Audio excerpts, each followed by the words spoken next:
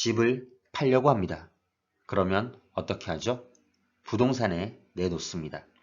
그런데 팔리지가 않습니다. 그럼 싸게 금매로 내놓습니다. 아니, 금매보다 더 낮춰서 부동산에 팔아만 달라고 합니다. 그런데 팔 수가 없습니다. 부동산에서도 도저히 팔 수가 없다고 합니다. 살 사람이 없다고 합니다. 그럼 이 집은 어떻게 해야 하나요? 집을 팔려고 하는 이유는 경제적으로 너무 어렵기 때문입니다. 빚도 많은데 갚을 형편이 안 되고 처리 불가능한 상황입니다. 은행에 돈을 빌렸는데 원금은커녕 이자도 못 내고 있습니다. 이자를 내지 못하면 연체이자가 계속 불어나기만 합니다. 이대로 있으면 빚은 계속 늘어만 가고 집이라도 팔아서 해결하고 싶은데 매매는 불가능합니다. 이 상황에서 저는 어떻게 해야 할까요? 해결 방법이 없을까요? 이 상태로는 살아가기 너무 힘이 듭니다. 저와 같은 상황에 처해 있는 사람들을 나라에서 지원해주거나 해결해주는 시스템은 없을까요? 네, 있습니다.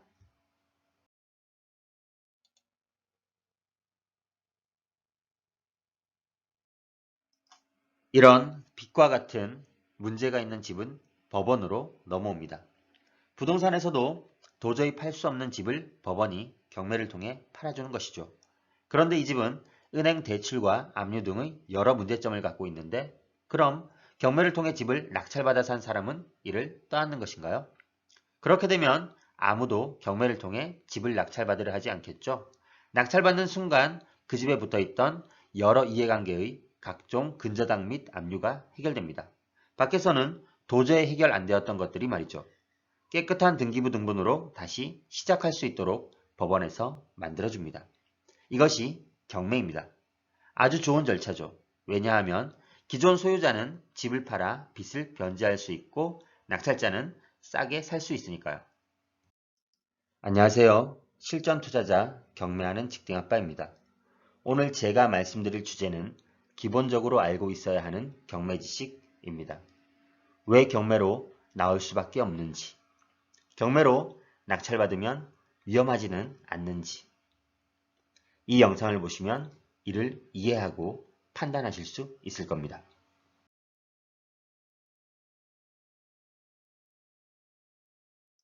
경매는 민사집행 절차에 의해 법원에서 진행이 됩니다. 따라서 경매로 나오는 물건의 소스는 법원 경매 사이트에 있습니다.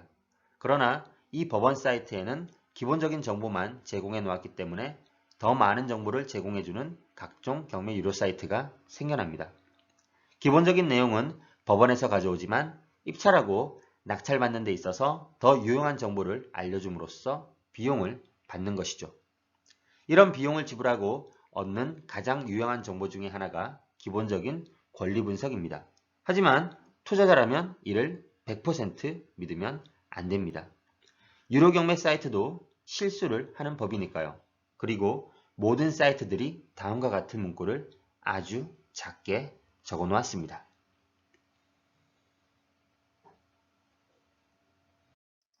이렇게 우리 말만 믿고 여러분이 투자를 해서 손실이 나도 아무런 책임을 지지 않는다는 말입니다. 따라서 결국 투자자라면 스스로 권리 분석을 할 줄 알아야 합니다. 그래야 유료 사이트에서 해놓은 권리 분석의 옳고 그름을 판단할 수 있으니까요.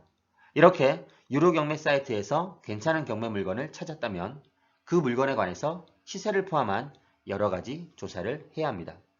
조사한 내용을 종합적으로 분석해서 수익이 난다고 판단되면 입찰을 하고 가장 높은 가격을 적어내면 낙찰을 받게 됩니다. 그리고 기존 점유자를 내보내는 명도를 마치면 임대나 매도를 통해서 수익을 실현하게 되는 것이죠.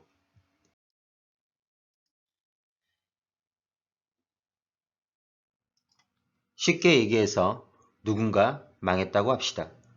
경제적으로는 더 이상 탈출구가 없습니다. 이 사람의 현재 구체적인 경제적 상황은 디테일하게는 모르겠지만 일단 집이 한 채 있습니다. 하지만 이 집은 위의 표와 같이 대출과 압류를 포함한 각종 권리들이 붙어 있습니다. 집의 감정가는 2억인데 각종 대출과 압류로 인해서 이 집의 부채는 3억입니다. 배보다 배꼽이 더 큰 경우죠.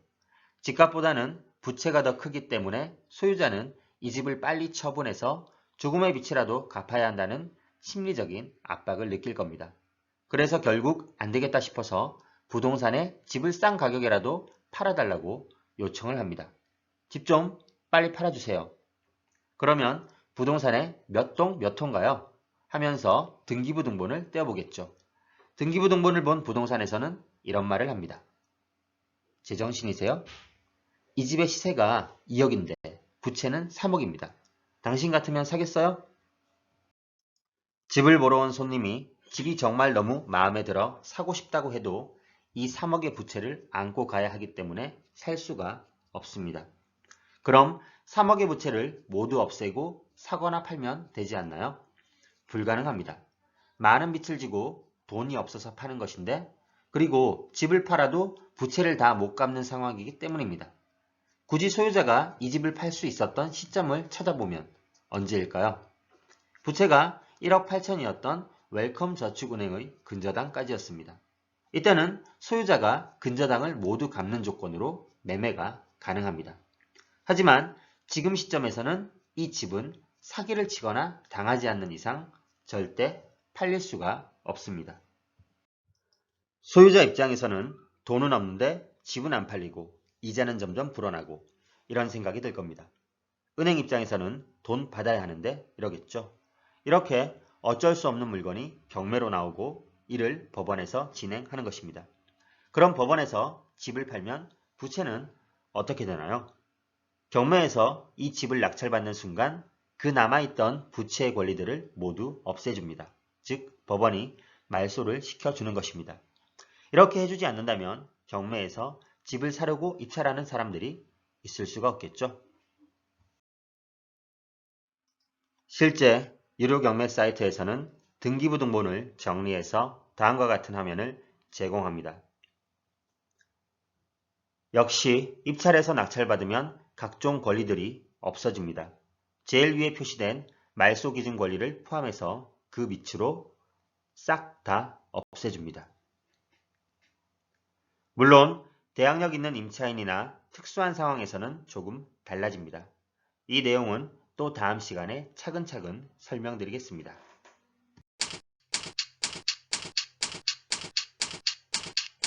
아래 메일 주소로 보내주시면 빠르게 답변 드리겠습니다. 네이버 카페에 오시면 더 많은 정보를 확인하실 수 있습니다. 저는 다음에 더 좋은 유익한 영상으로 찾아뵙겠습니다. 이번 영상이 투자에 도움이 되셨으면 좋겠네요. 오늘도 투자할 경매 물건 검색하셨나요? 경매 투자를 직접 하면서 실전 경험을 쌓아가고 계신가요? 경매 투자를 여러 번 해보고 경험이 축적된다면 부동산 재테크로 수익을 쌓아가실 수 있을 겁니다.